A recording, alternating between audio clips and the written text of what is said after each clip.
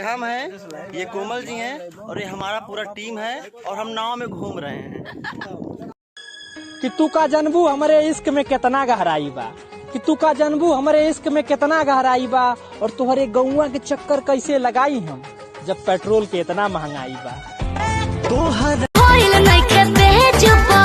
बैठो मेज पर चढ़ना करेज पर 2000 लेके आइलू स्टेज पर हम कतला तया जइबू सेज पर। मोहब्बत कर गइल अखिया न धड़कन के खबर लागल, रूपवा के असर न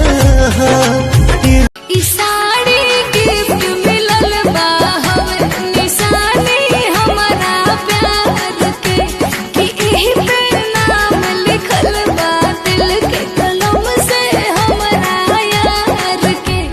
ए पियाऊ तू बार भइला हो सौतिनिया के चक्कर में, पियाऊ तू बार भइला, ए पियाऊ तू बार भइला हो सौतिनिया के।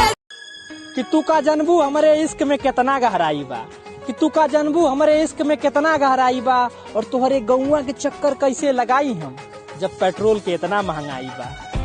तोहरा से कविता गुलाबी के फूल बन के गोदिए में चूल जा, सब धन खाला रहा नजरी के सोझा, सब धन खाला रहा।